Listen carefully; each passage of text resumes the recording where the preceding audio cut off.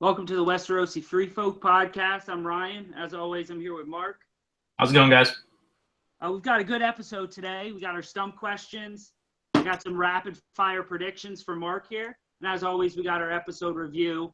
Game of Thrones, Episode 6, Season 6, Blood of My Blood. You can check out old podcasts on Stitcher, on SoundCloud, at www.wildlingsports.com. Let's jump right in with our stump questions here. To date, you're winning 2-0 here. I have yet to stump you, but I think I got some good ones. I definitely got some good ones here. You want to go first, then? Yeah, I'll go first here. Okay. Sam's sister. We meet Sam's lovely sister in this season, or this episode. Who is she betrothed to? Oh, man, that's a good question, dude. Some guy with yellow teeth. Yes, some guy with yellow teeth. I feel like I should know this. I don't know. If I gave me like 10 minutes, I probably could think of it, but I just can't. It's not coming to me right now. Okay, so Simon Fossaway. Simon Fossaway. I wonder if he's a red apple or a green apple Fossaway. I don't know. But Same. we got Simon Fossaway. Nice. I knew the yellow teeth, Six though. episodes in. You guys stumped me. Stumped the Schwab. Yeah, there you go. Stump the Schwab. All right, here's my first question for you. All right. What is on the new coat of arms on the Kingsguard? 7-pointed star, right? Yeah, what else? On the breast. Oh, so they got a 7-pointed star on the breastplate. Oh, that's all I saw.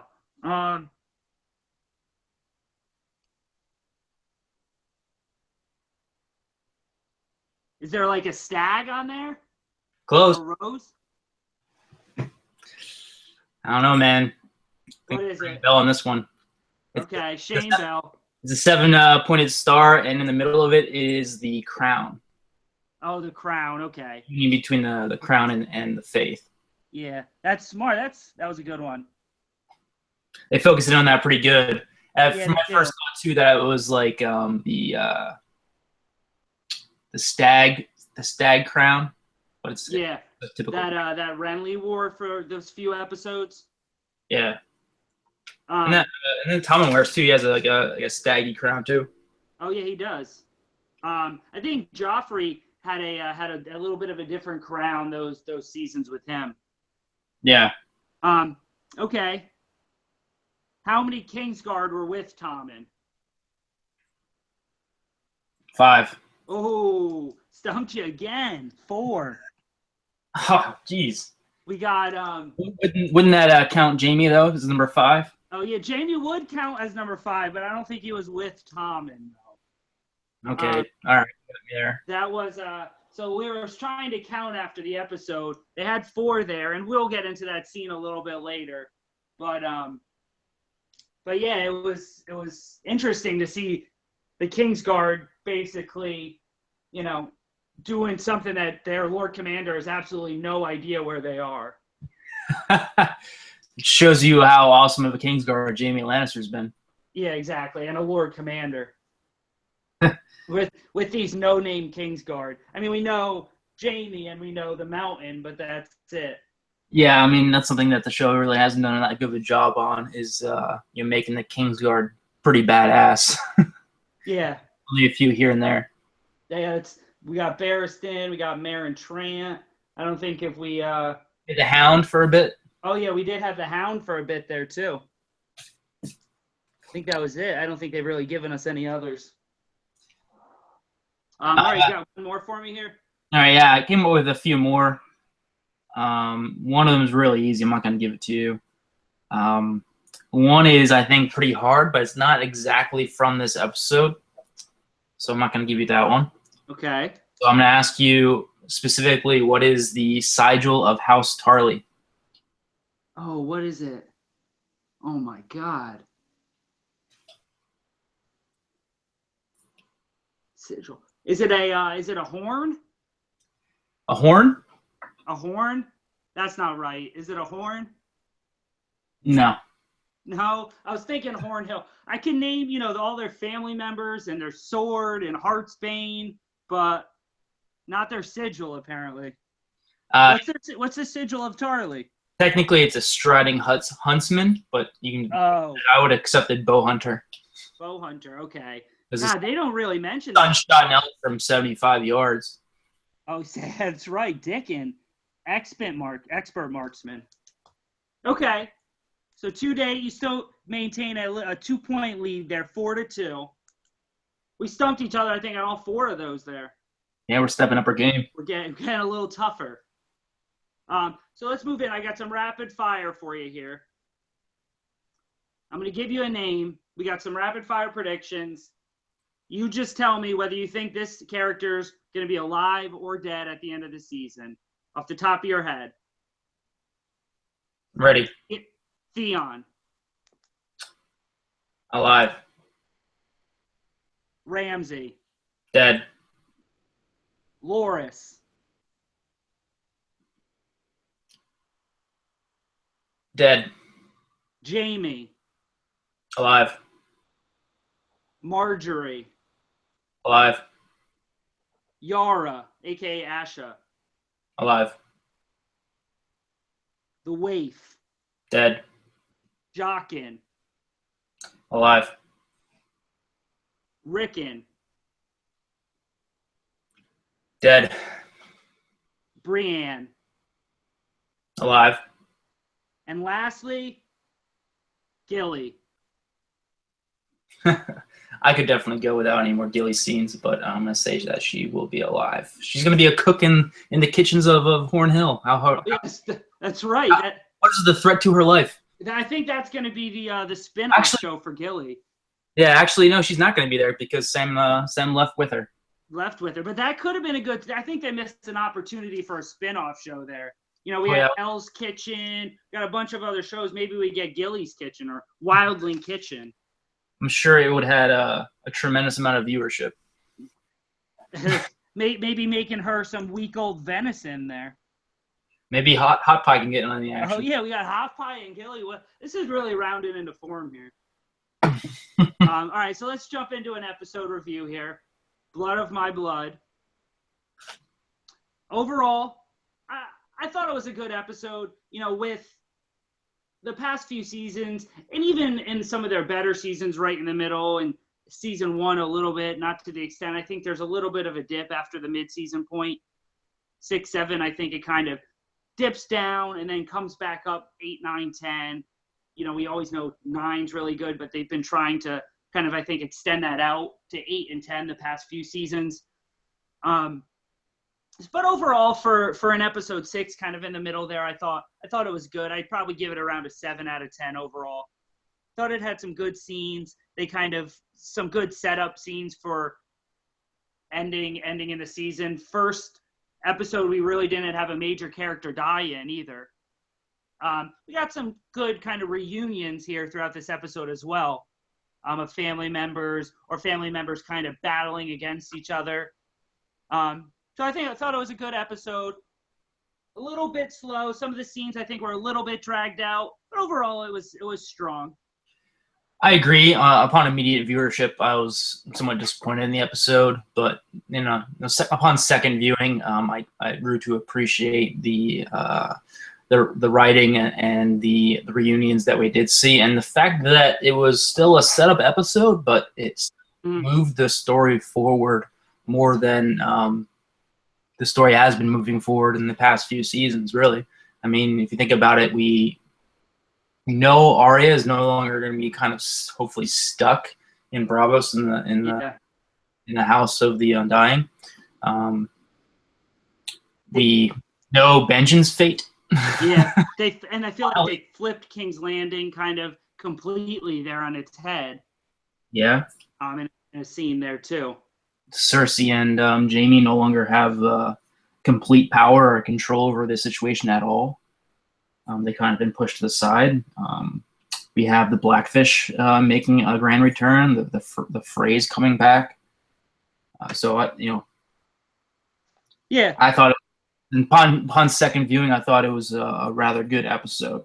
just all set up though. And I think next episode, as you said, is going to be another episode of mainly setup, and then coming to a grand finale in 8, 9, and 10. Stuff's gonna. Yeah, I would definitely agree. I think, some of the setup episodes have dragged a little bit. Still great television, but for Game of Thrones standards, I think they've dragged a little bit. That's what they've done a very good job of, especially this year. Some of the setup episodes, even 1 and 2 at the beginning of the season, that was setting stuff up. They still made it very entertaining. They've put things in there. I think, one of my favorite parts of the whole episode was that first scene with Bran and those rapid fire flashbacks he was getting. So we'll jump right into it. Scene 1, we have Bran and Mira kind of picking up right where we left off, right after the hold the door scene. Them kind of escaping from the whites there, and we get just a slew of flashbacks from Bran, flashback after flashback. We get the Mad King. We get some Mad King visions. Burn them all. Burn them all. We get wildfire visions too there. We get White Walker. We get Hardhome. It looked like we got the Fist of the First Men in there. We got Ned. Red Wedding. Rob. Red Wedding with Rob and Catelyn in there too. So we got a lot of rapid fire there. They kind of showed it to you for a half a second and then showed it to you again, maybe a vision later for a half a second. It was good. I thought that those flashbacks were well done. Yeah, it was probably actually one of my favorite parts of the entire episode. I mean, I literally jumped out of my seat when I saw the Mad King and when he said that "burn them all" line. Yeah, it got me really excited and pumped. I went back and obviously, analyzed these. Oh yeah, you got to. Scene by scene, like millisecond by millisecond, because it was rapid fire. Maybe that inspired your little rapid fire opening questions here today. Oh yeah. But a few things kind of stood out to me. When I went back and I looked at it, I was kind of seeing, what has already happened, and what may potentially be things that haven't happened yet. It was hard to kind of find a particular scene that may not have happened or is about to happen or will happen. There were a few things that stood out to me. One was a shot of King's Landing and the rooftops of King's Landing, and it looked as if they were smoking. Like there was smoke coming out of all the chimneys of all the houses. The shot of the wildfire in the basement kind of erupting and spreading throughout everything. I think those two shots are kind of previewing the potential burning down of King's Landing, whether it's what we think. Cersei's going to burn it down and turn into the Mad Queen, but we don't know for sure. The other scenes that stood out for me, there was a shot of what I believe is Ned Stark in the Tower of Joy with a bloody hand over the bloody body of a woman laying down. So I would assume that would be Lyanna in the tower and Ned discovering her there. So I thought it was very well done. Little snippets. I thought the whole scene with the Mad King was awesome. Saw Jaime Lannister there. Yeah. It was good stuff. Yeah, I like talking about the things that haven't come either. I don't know if it was the same little scene there with the rooftops and the chimneys smoking, but we also saw King's Landing with a second time we've seen that dragon shadow hovering over King's Landing as well. Yeah. So, that of course, could have been the Dance of Dragons or something kind of in the past there. But it also could be previewing the future. I don't know why we jump that far back to the Dance of Dragons and have that be the only thing in those flashbacks. The other thing that kind of got me thinking was that they're showing a lot of views of the White Walkers. That makes sense. That seems to be a big battle that's building for the next few seasons between Bran and the White Walkers. They are showing Bran's family with Ned and Tower of Joy and the Red Wedding. But then they're showing the Mad King with this all. How is the Mad King and the burn them all and the wildfire caches under King's Landing? How's that all going to fit in with Bran, and why does he need to know all that? We know they put some of that wildfire under King's Landing back in Aerys' reign. Are those caches still there? Are they still under King's Landing? Is something going to happen with them?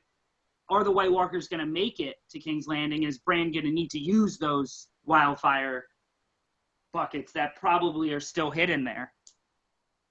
Yeah, I mean, it definitely opens up a whole boatload of questions, and I think some people are also theorizing if Bran is responsible, or maybe even the Three-Eyed Crow, Bran's predecessor now, are they responsible for potentially being those whispers that turn the Aerys mad? Is that what kind of drove them off the cliff, and is an example of them potentially messing with the past and triggering off these series of events? I don't know if I particularly buy that theory in that discussion, because the Mad King obviously was, I think, already mad. I don't think Bran would be trying to influence him to burn his grandfather and Yeah, exactly. uncle alive. I don't think he would be doing that unless it was Bloodraven, aka the Three-Eyed Crow, before him.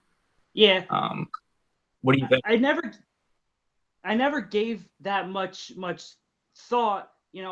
I've heard those theories. I never really thought there would be a motive for it. Why would he go back and want to make the Mad King mad? Um, this episode, though, kind of got me thinking a little bit. What if he needed to make sure those caches of wildfire would be in King's Landing for whatever reason, for some big battle to come? So he had to make the Mad King mad, so he put them all there, and they'd be there when he needs them. And some of this other burning, and the burning of Rickard and Brandon, and the rebellion, that was all kind of consequences of doing that. Kind of like Hodor becoming Hodor was a consequence of him warging him in the past and whatnot. So, could be. Well, I guess we'll kind of see as that plays out. Then, of course, we have Benjen. You don't know he's Benjen yet, but we have Benjen just completely being a badass. That was some of the best white killing I think I've seen all series so far. He got his cool little. He seems like he's got some toys there to play with. And we can just jump right into the later scene with Meera and Bran here as well. They're sitting around there. He's talking to. He finally reveals himself as Benjen, and that the Children of the Forest used the same magic they used to create the original White Walker with the obsidian as well. So is Benjen a White Walker? Or is he just kind of the original version of the White Walkers? I think that's a little bit remained to be seen a little bit. Yeah, I think he's kind of caught in between, being pulled by both forces, the Children of the Forest and their magic, and the Night's King and his magic in a way. So I think he puts him in a unique perspective to understand both sides. And there seems to be some type of connection between Benjen, aka Cold Hands, and Yeah. and the Three-Eyed Crow, because he obviously knew that Bran was the successor to the Three-Eyed Crow, and that he was still like a Padawan of sorts when it came to his training. And he seems to be the new trainer in a way of Bran, and kind of getting him to fulfill his destiny in a way. I thought it was interesting how he told Bran that the Night's King will eventually make his way south, and when he does, you're ready for him, and you're going to be waiting for him. Another thing I thought was interesting, I went back and watched like the making of the episode, and the actor referred to Bran as being a prophet, which is a pretty bold statement to make in the grand scheme of things. If he is a prophet of sorts, that means he's like actively communicating with God, or the old gods, and is their vessel on Earth, basically. Yeah, that is. I've got to go back and watch that. I like that whole Cold Hands scene with Benjen and Cold Hands. I think that was kind of another little streamlining of two characters into one in the show. I don't necessarily think that's how it's going to play out in the books, but we have a little streamline there. Is Benjen going to be able to go further south than the Wall with Bran? That'll have to remain to be seen as well. But I think, at least for the time being, we'll get a few episodes with Bran and Benjen here. And like you said about that the White Walkers and the Night King's going to make it south and past the wall, and he's going to reach the realms of men. How much of this future does Benjen know? I mean, he seemed to know Bran was going to be there, and he kept referring to Bran as the Three-Eyed Raven.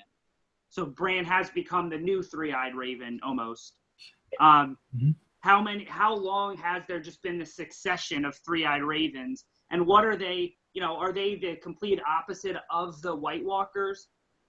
We talked a little bit last week about the second the Night King knew where the Three-Eyed Raven and Bran were, he marched his whole army there. What was so important that he had to kill them, or he had to, get Bran away from there?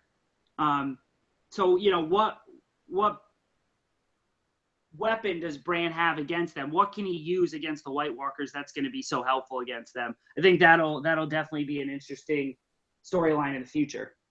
Yeah, definitely. I mean, another point to make here is that we have Benjen, who is kind of like this part human character now. Like, he's partly human, he's part like supernatural. We have Bran now, who is the Three-Eyed Raven, who's supernatural in a way. We have Jon, who's resurrected and, he should be dead. So there's some new supernatural element to him as well.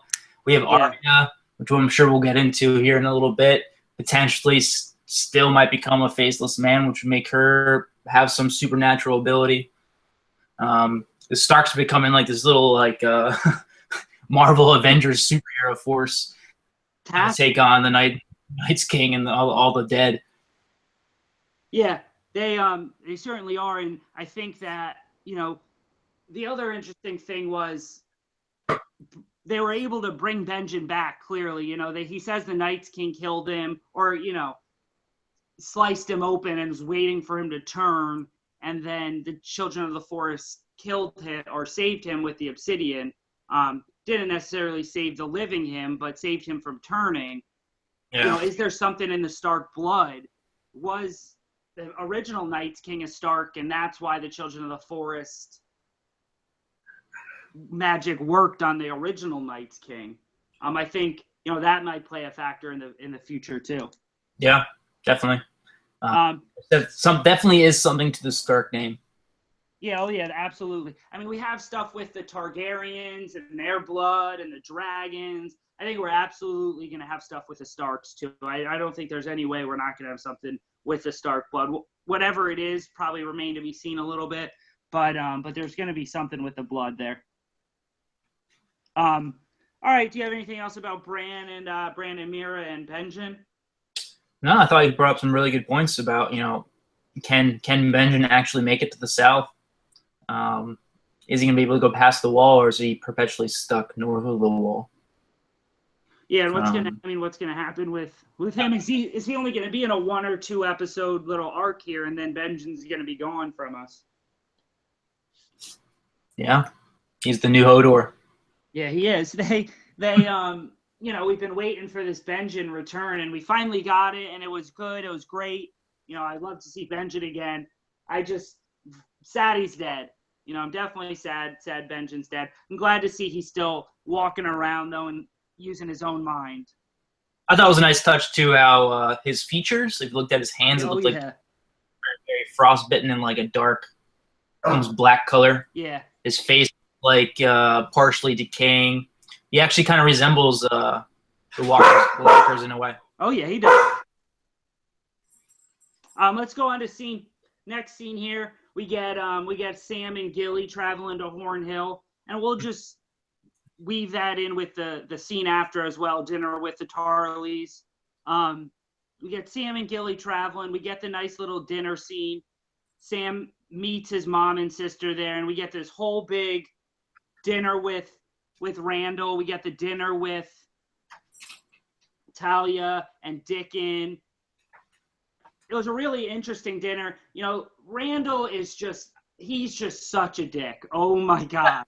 the entire scene, I just wanted Sam to stand up for himself. I'll talk a little bit more about kind of that being stuck and being helpless almost with Jaime's scene a little bit later too. I think there was a nice little parallel with the helplessness between Jaime and Sam, but he's terrible. And I think that, you know, Dickon, I like the relationship between Dickon and Sam there. There didn't seem like there was any enmity there, but Dickon did seem like he felt a little bit better than Sam and a little bit, you know, he was a little bit more prestigious. And you could tell that a little bit as well. But I thought, you know, I'm never a huge fan of the Sam scenes, definitely the Sam and Gilly scenes. But this one was okay. We got some tertiary characters in there to kind of pull that up a little bit. Yeah, I'm not the biggest fan of Samuel and Gilly alone on the screen together in their love affair. Love affair going on, and I don't think it's the best of acting, but I thought the dinner table scene was really, really good.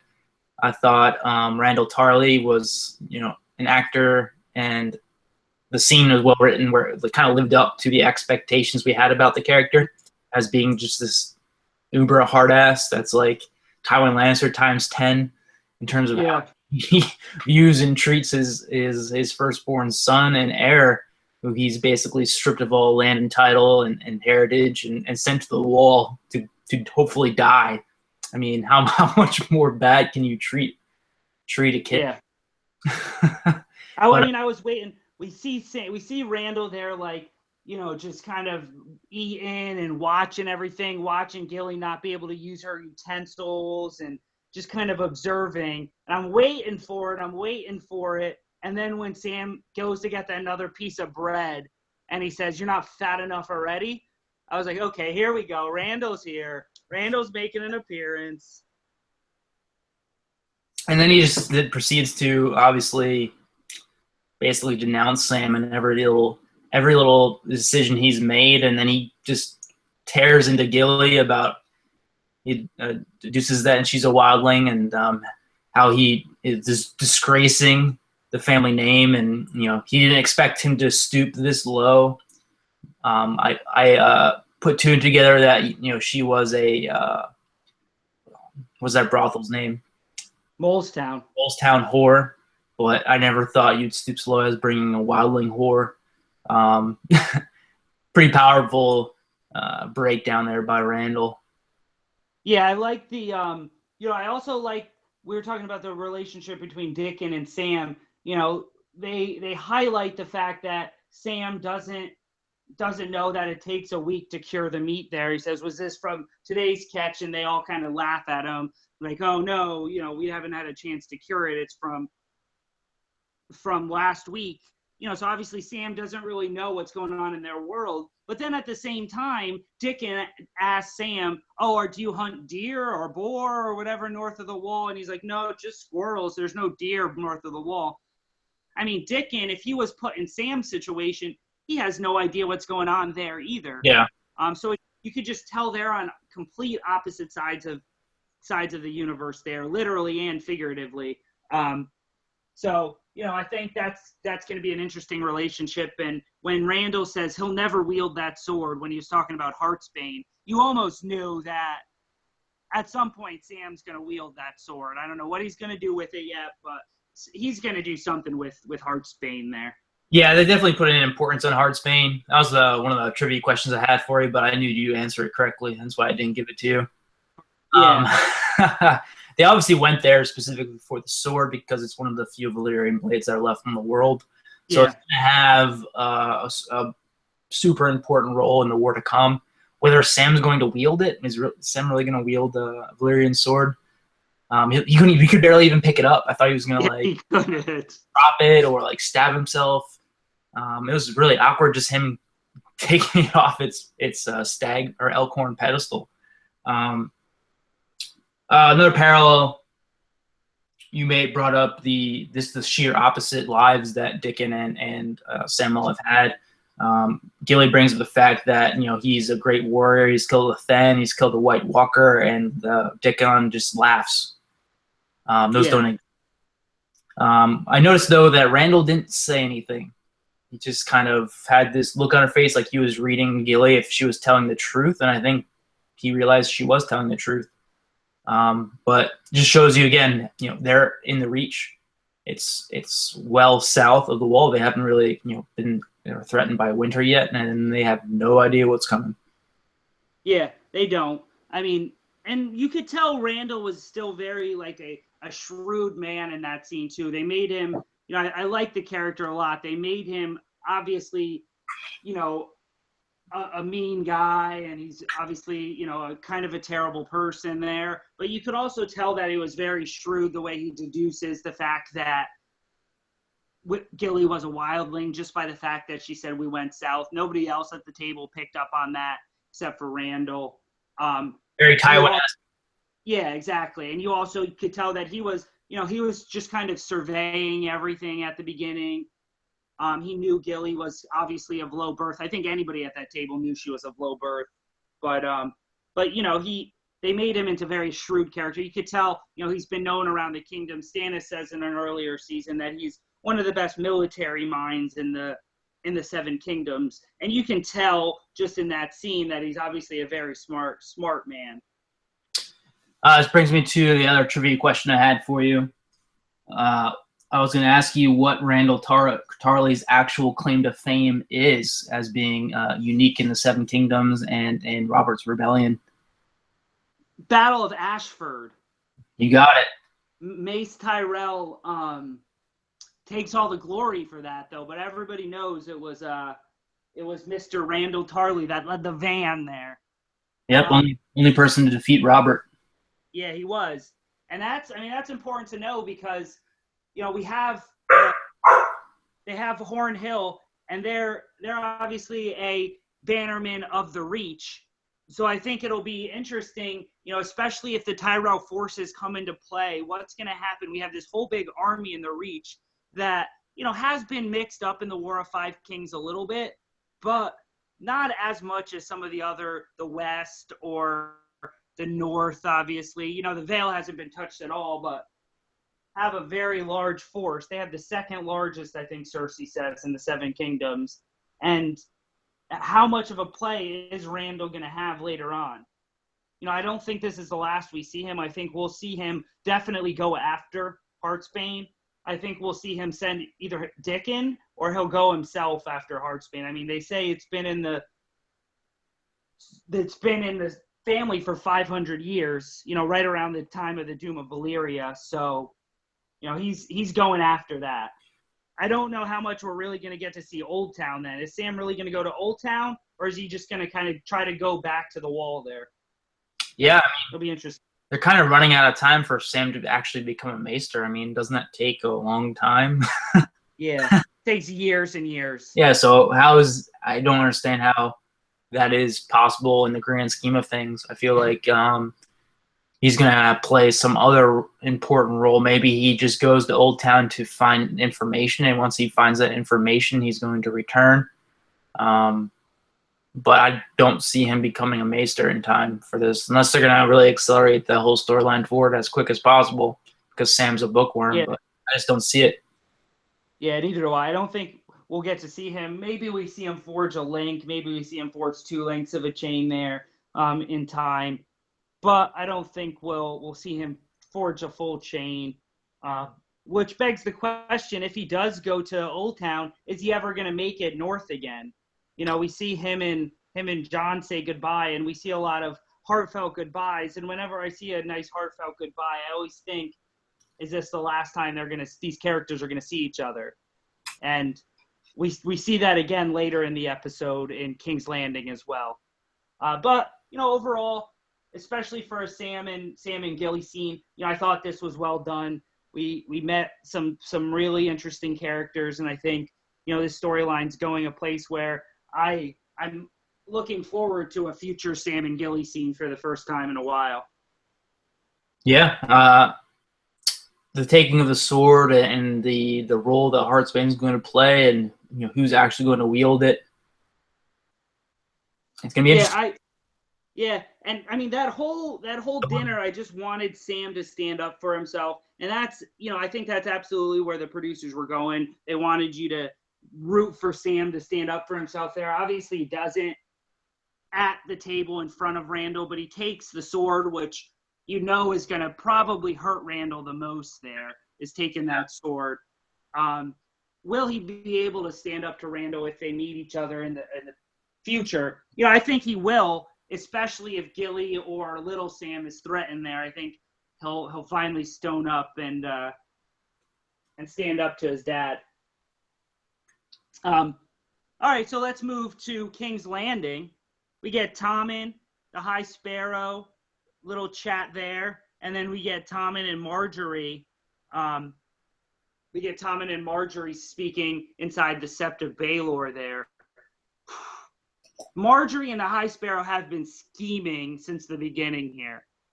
You know, we saw past few episodes, Marjorie, you know, still wanting to fight and wanting to scheme and do whatever it takes. And I think she's absolutely playing Tommen to a point here. You know, we know that Tommen eventually comes out a little bit later on the steps. So I think Marjorie is absolutely pulling one over here. I don't think she wants anything bad to happen to Tommen or anything like that, but I do think that she's playing him to get what she desires in the end, which I think at the moment is herself out and away from jail, and also Loras out and away from the Sept. And that's her immediate strategy right now. I think she has longer term plans too. I think I think this is one of the best changes they made from the books, is how keen Marjorie is and how well she's playing the game so far. Yeah, I mean, do you think that she is beyond playing Tommen, that she's actually playing the High Sparrow too, or do you think she's in cahoots with the High Sparrow to play Tommen into uniting with the Faith? I don't think her goal is to unite with the Faith in the future. You know, I don't think that she's just become a zealot all of a sudden, or she's become a hugely strong follower of the Faith of the Seven. You know, I think she's using it towards her own ends here, to get out of jail and to get Loras out of jail and to kind of, you know, immediately improve her position right now. Yeah, I mean, you know, so if that means that she's playing the High Sparrow, then definitely yes. If you look at the history of the Tyrell family, they were, what's the correct term I'm looking for here? Underlings maybe, to another noble family. The Gardeners. Yeah, and they eventually maneuvered politically to supplant them as the Lords of the Reach. So do we see a similar situation playing out here, where Marjorie Tyrell is obviously playing the High Sparrow and navigating her way out of prison, basically, and hopefully to use her newfound freedom to maneuver and eventually outwit the High Sparrow and free her brother, and eventually take control of King's Landing? If you know, how's this going to play out? Is there going to be this struggle between Marjorie and Cersei for power and control? It's going to be interesting to see who gets caught in the middle here. Obviously, Tom is going to get caught in the middle, but it's going to be very interesting to see how this plays out in the remaining episodes. Yeah, I think that Marjorie, you know, and I don't think a lot of this goes over her head. I think she's one of the smartest players right now in King's Landing.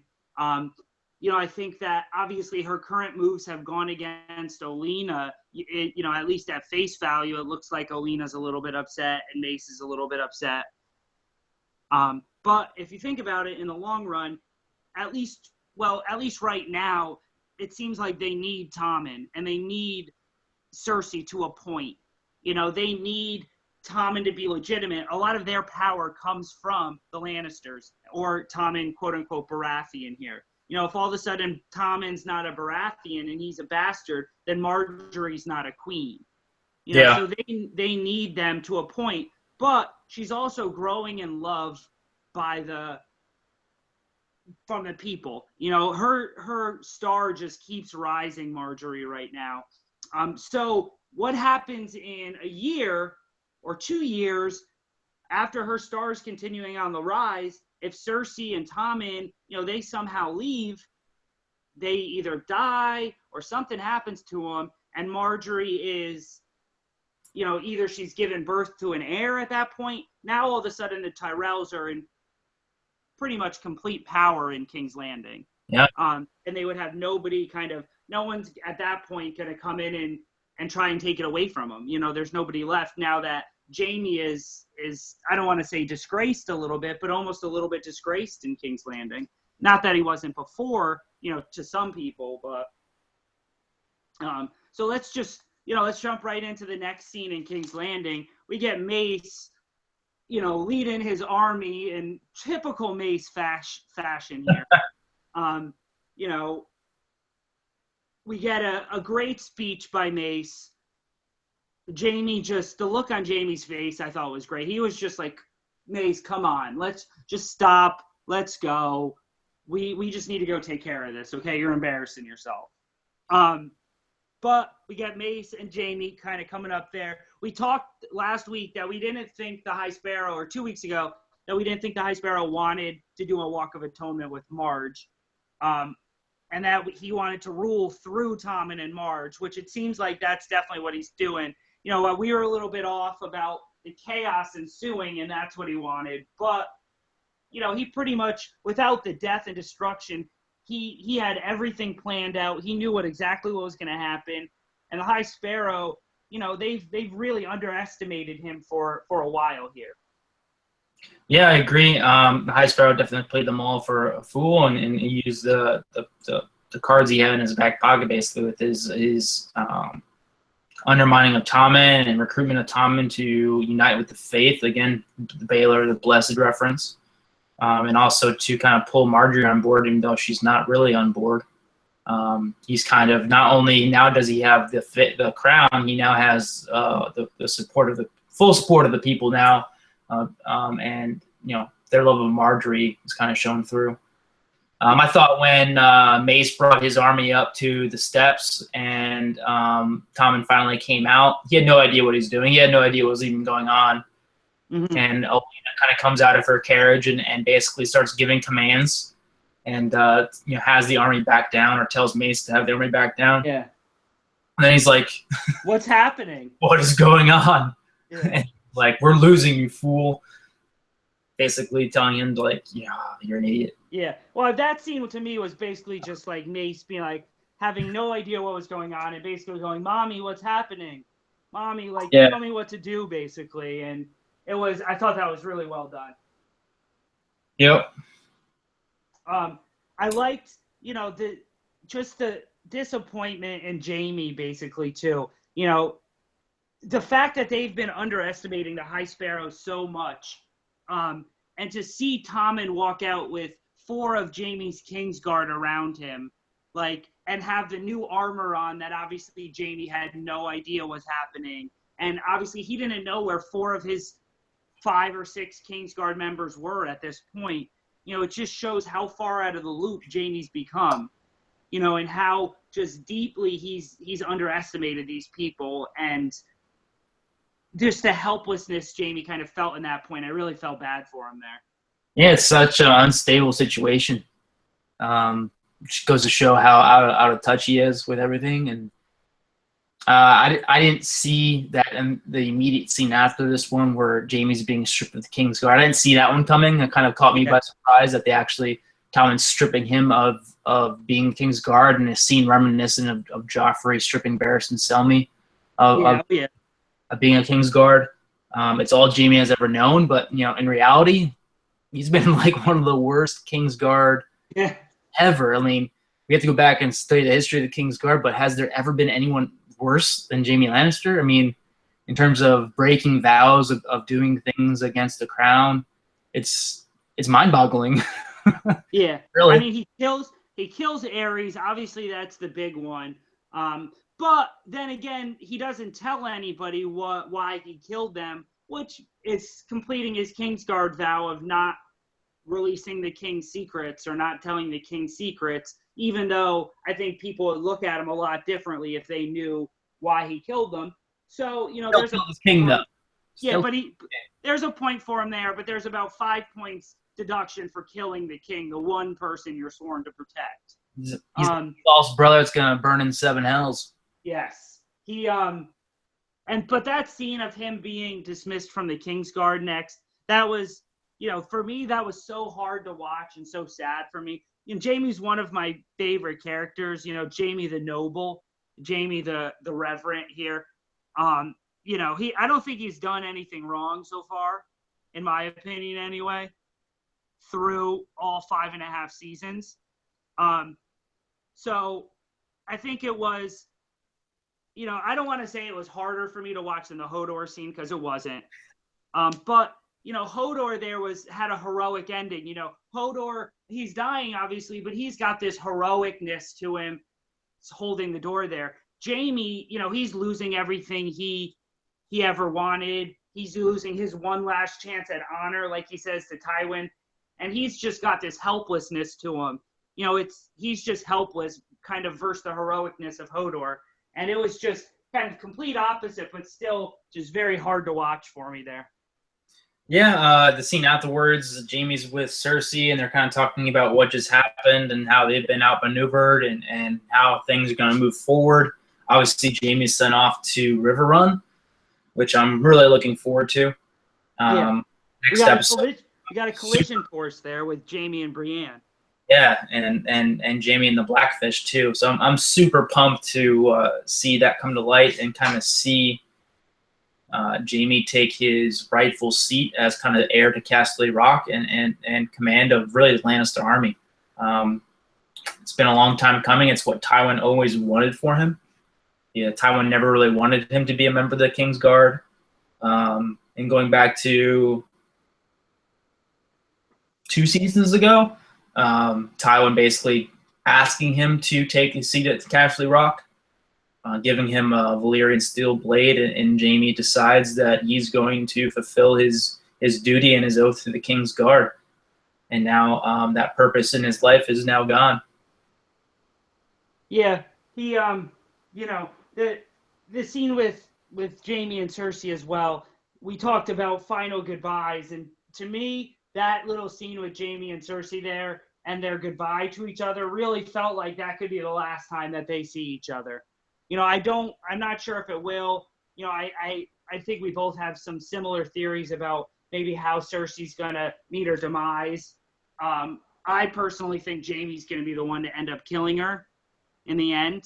That may not happen. Of course, that's just a prediction. We don't know that that's gonna happen, but it really felt like that could have been the last time that they see each other, similar to Ned and Catelyn saying goodbye in episode 1. That's what it reminded me of a little bit. And Jaime. Go ahead. And Jaime just taking the head of the army there. I'm really looking forward to a Jaime Blackfish scene in the upcoming episode. Yeah, man. I'm kind of jumping ahead here, but seeing the trailer for next week, it got me so excited. It's probably one of the episodes I'm most looking forward to in a long time. I don't know why. It's going to be another setup episode, but it might have a few surprises in it. Oh yeah, I think we're going to spend a lot of time in the Riverlands next episode, which is a place we got a little bit this episode, but we haven't seen in a while. We haven't seen what's been going on there ever since the Red Wedding and a few scenes with Red Wedding wrap up there. We haven't touched on the Riverlands in a while, and there's definitely some characters in the Riverlands that are interesting. Whether you really like them or like Walder Frey, which we'll touch on a little bit later, you really hate them. It's definitely an interesting area.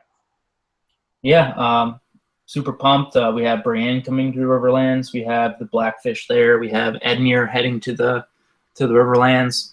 That scene from Walder Frey. And for me, even Bronn returning. Yes, that's what I was going to say. Bronn. Even more so than Jaime and Brienne potential reunion, I'm looking forward to a Podrick and Bronn potential reunion here. That would be an awesome scene there. I'm really hoping we get Podrick and Bronn, which I think we might. Another quick thing with Jaime and Cersei, that scene there, she mentions again her trial by combat, and her trial by combat's upcoming. Who cares? She's got it under wraps. She's got the mountain. No one's ever going to beat the mountain. She seems really confident there, and they keep bringing up the trial, and they keep setting it up like the mountain's just going to run shop over whoever is against him. So I think, the High Sparrow has schemed his way to the top of King's Landing, he's got something prepared for Cersei and the Mountain. I don't know what it is, but I would think he has something prepared anyway. Yeah, I think we have our theories on how that is going to go down. I just when is it going to happen? Is it going to happen soon? Maybe episode 8, kind of like reminiscent of the Mountain and the Viper. Yeah. I think, I don't see Cersei. I don't see the Mountain losing that battle, though. Only because I don't see Cersei falling out of power, or I don't want to say falling out of power, but just completely falling off the map in King's Landing just yet. I think her reign in King's Landing is going to go another season. So I don't see how, if the Mountain loses, there's going to be any chance for, Cersei to kind of stay alive inside King's Landing, unless the Mountain loses and then the Lannister and Tyrell army just wreck shop over King's Landing and the High Sparrows, like Jamie wanted to do last episode, and Tommen just loses complete control. Yeah, I don't know if they're going to. You're right. It's tough. It depends on who the Mountain's obviously fighting, or potentially will there be more than one trial by combat, and that begs a big question. I think maybe there might be more than one trial by combat, and the Mountain will win the first. Will he lose the second? Will Cersei's fate, be determined by a trial by combat, or will she increasingly grow more hostile and burn that city down? Yeah, and we got the one scene a few episodes ago with Tommen and the High Sparrow. I remember the High Sparrow threw in a line that Cersei's going to face judgment by 7 septas. So, in the High Sparrow's mind, at least what he's telling Tommen, he thinks that there isn't going to be a trial by combat. So he's even going to, I think Cersei might be taken for granted a little bit that she's going to get the option of that.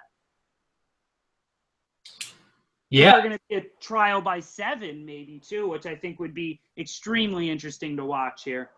Yeah, they definitely, George R. R. Martin foreshadows that multiple times. If you look at the history of the Faith Militant, they were basically lost all their power and influence in an actual trial by 7. When Maegor the Cruel and his six fellow combatants took down the Faith Militant, and Maegor the Cruel was the last surviving member or person involved in that trial by combat. And the Faith Militant was disbanded and didn't regain power until Cersei basically reinstated them. The worst decision of all time. Yeah, definitely that, or the Children of the Forest making the White Walkers, one of the two. Yeah, both have really come back to bite them, though. So let's move off King's Landing a little bit. Let's move across the Narrow Sea. Let's go to Braavos. We got a great theater troupe scene here again. We get to see the Purple Wedding. We get to see Arya witness Joffrey's death. I love that scene with Arya there laughing as everyone else looks at her like, why are you laughing? Joffrey, the noblest king that ever lived, according to Pycelle there. And even more so than this is Tyrion. The fact that Tyrion's reputation just seems to suffer so much.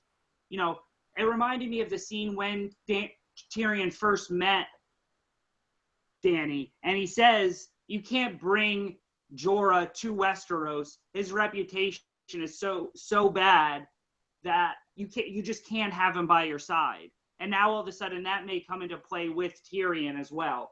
His own words to Dany at their first meeting. Yeah,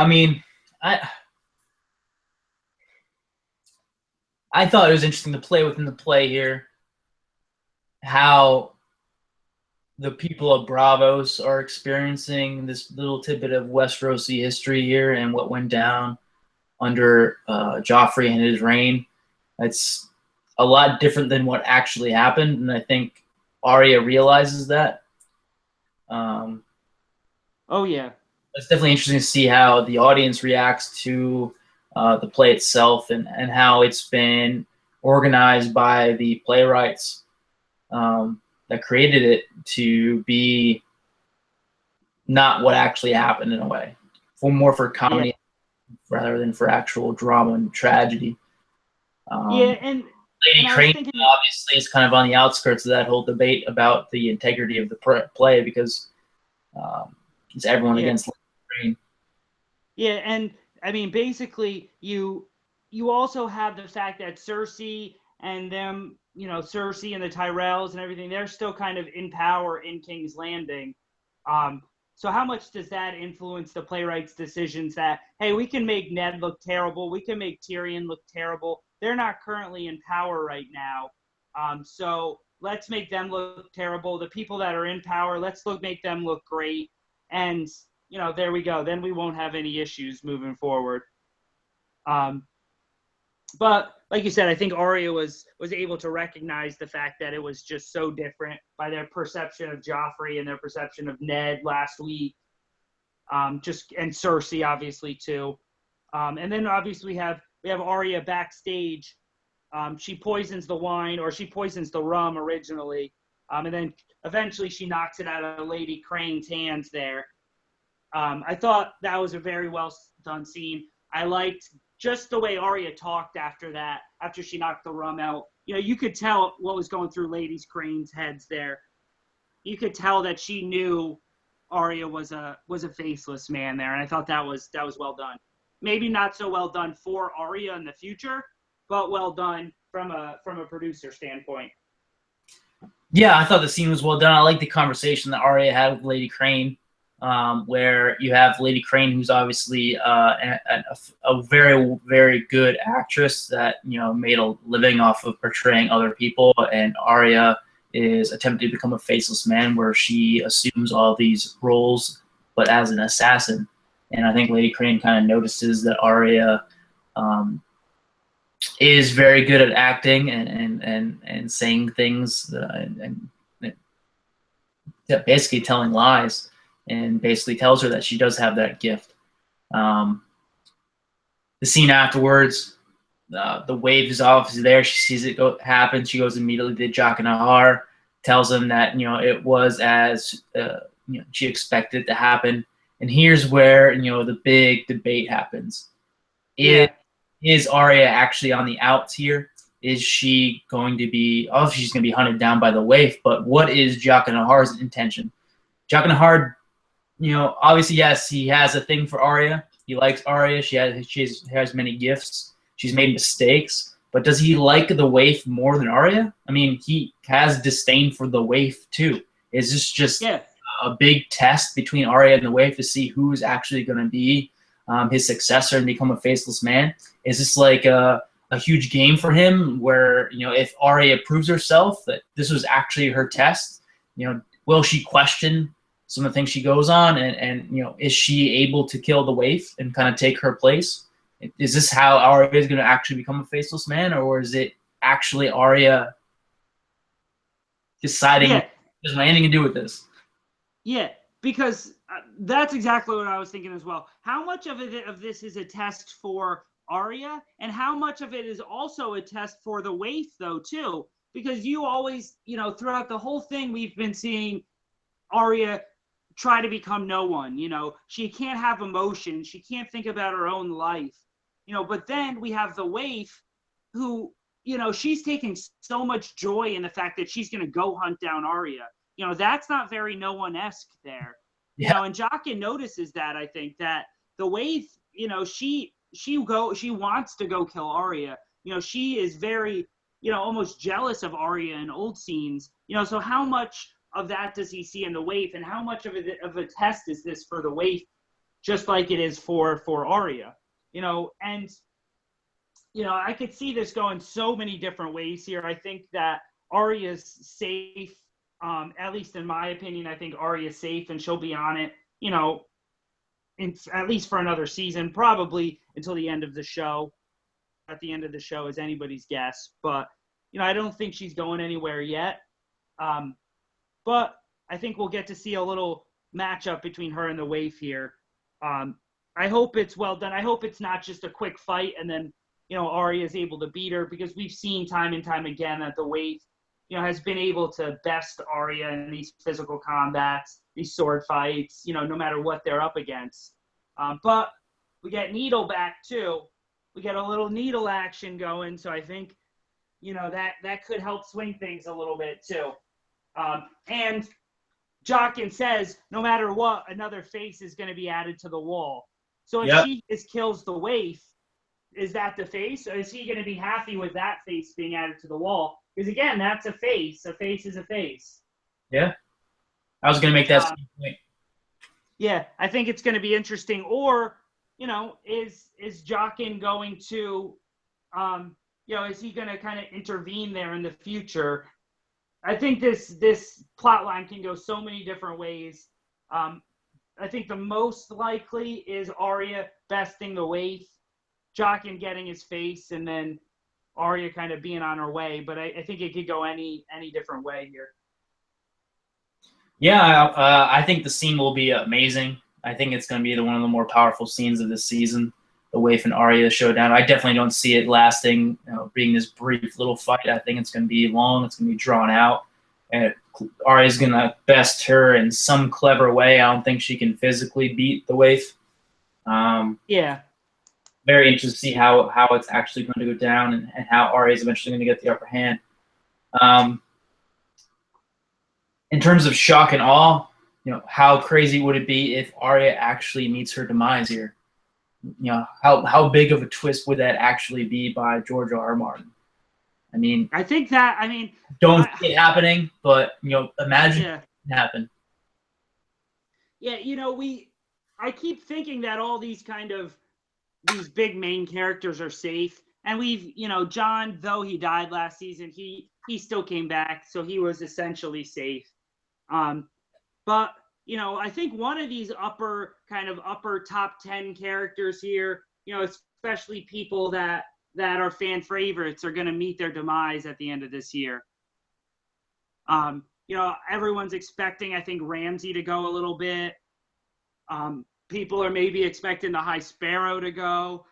I think we're going to get somebody like, maybe not as big as Arya, but maybe Sam, or maybe Marjorie, or maybe somebody of kind of that level that the fans root for a little bit. It's not going to be Game of Thrones without one of them going at the end of the season. Maybe Jaime too. That's why I threw Jaime in there in the rapid fire. I could see him ending this season. I don't think it'll happen, but I could see it. Next on tap here, we got Walder Frey. So we got two scenes here left that we haven't gone over. So we got Walder Frey and the twins being reintroduced. I like the little clever pointing out of, you bring the knife that you used to kill Talisa and the baby, and you bring the knife that you used to kill Catelyn. It's basically the producers pointing and saying, this guy killed her, this guy killed her, they're bad guys. Don't root for them. But hey, it worked. I liked Walder Frey in the scene, not as a character to root for, but I liked his acting there. I thought that was well done. And we got Edmure coming back too. I think Walder's plan is have Edmure make a son with his daughter Rosalind here, or granddaughter. I don't remember what she is, and then use that son to rule the Riverlands. Yeah, I think he inherited the Riverlands after the Red Wedding and the deal he made with Tywin. So for his sons to lose the Riverlands, that's a big blow to his expanded role as a major lord and player in the game, even though he just usually sits in the Twins all the time and is late to the show. Yeah. But I thought the scene was really, really well done in a typical Walder Frey fashion, where he's basically just berating his children for being not up to his standard. And I thought it was a good scene to kind of reintroduce not only Edmure, but also the Blackfish. Yeah. I had a bunch of people ask me the question, like, who the heck was that guy there at the end of that thing? And they remember that. They remember the Red Wedding for the killing of Robb, for the killing of Catelyn, and just for the sheer massacre. But they forget that it was Edmure. The Edmure was the person that was getting married. It was supposed to be Robb. It wasn't Robb's wedding. it was Edmure. So, people don't really remember him too much. I think they remember the Blackfish a little bit, but Edmure's kind of the Blackfish light. Yeah. I went back and rewatched the introduction to the Blackfish where Hoster Tully dies, which is Cap's father, and the Blackfish's brother. And they're sending him down the river in a little boat, and Edmure fires off 3 arrows and misses every time. And the Blackfish kind of comes up and pushes him out of the way, grabs the arrow, and looks at the wind and launches this huge, massive shot as the boat's going around the bend of the river and hits it. And just, it was like a walk-off. He dropped the mic. Yeah. That was definitely a drop the mic scene. Probably one of my favorite introductions to a character. Probably my second favorite intro to a character in the entire show. Number one best intro to a character is definitely Oberyn. Yeah, oh yeah. Oh, I would 100% agree with that. I'm super excited for the return of the Blackfish. Yeah, and I think that, not just the Blackfish, we got the Blackfish, we got Edmure back, we got a few, one-off phrase back, which I think we'll see again. But I think by the end of this season, I should have gave you Walder Frey in the rapid fire. My rapid fire for Walder Frey is he's going to die at some point this season. I don't know how it's going to happen. Maybe Arya comes back. He is still one of the people on her list there. Maybe something happens with the Blackfish or Brienne. I believe they have another Brotherhood Without Banners mentioned, saying they're harassing their supply lines there. So we should maybe meet the Brotherhood Without Banners again this season as well. So I think, I'm definitely excited. I forgot about the Brotherhood Without Banners. I'm excited to see them come back into the fold a little bit too. I don't know how many of those characters we'll meet, but I have a feeling that it'll be very interesting when we meet them. Yeah, and who's to say we're not going to be reintroduced to another supernatural Stark? Yes. That I'm 100% thinking that this year. I think that every year, but I'm definitely thinking this year with the Riverlands back, we'll be good. So last scene of the day, we got Dany with Dario. Dario saying, "You're a conqueror. You won't be happy on the Seven Kingdoms."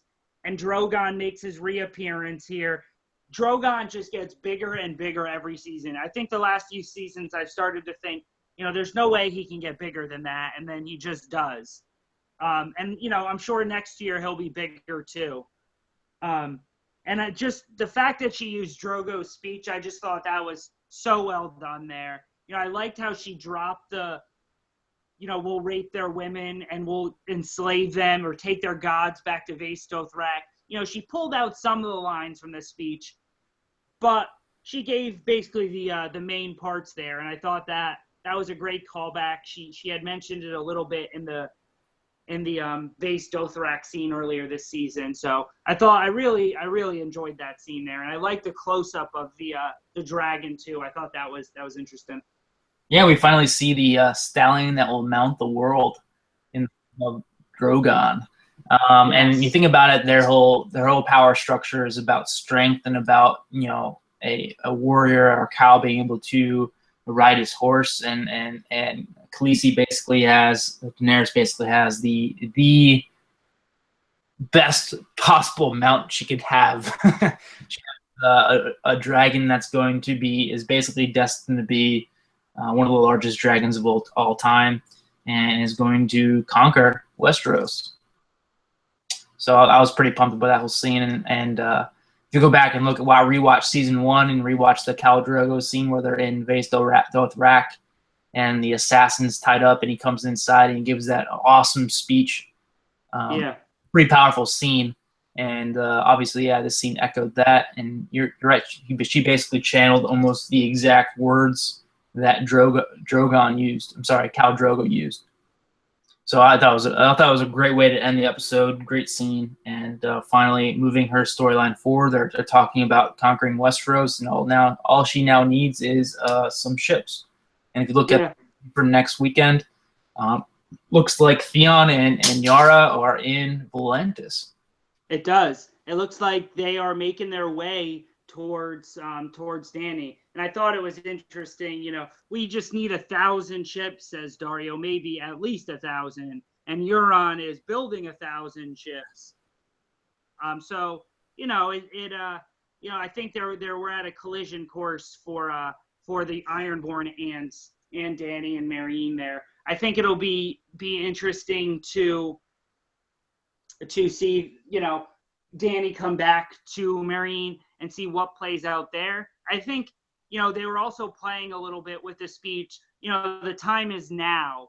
Come with me now to Westeros. We've been waiting so long for her to go to Westeros that the time, I think, is finally close. And I think this season we are going to end up seeing Danny head that way. Or, maybe be on her way of leaving Meereen at the end of the season. I think she'll leave a few people behind in Meereen. I don't think she'll just leave them high and dry there. I could see Grey Worm staying behind. I could see Missandei staying behind. I don't think she'll just kind of leave them there. And I also like the look on Daario's face there. To me, that was Daario. I think he's realizing a little bit that Danny's a little bit more than he originally thought she was. And I think she's maybe becoming a little bit too big for him. But I was also thinking, how cool would it be if we get Danny and Daario on the Iron Throne at the end, and then we get the future kings of Westeros, or the Naharisses. That would certainly be a twist in the action coming up. Something I don't think anybody saw coming. I don't think so. I think Daario, as being a lowly born second son, I don't think I see him with Daenerys long term.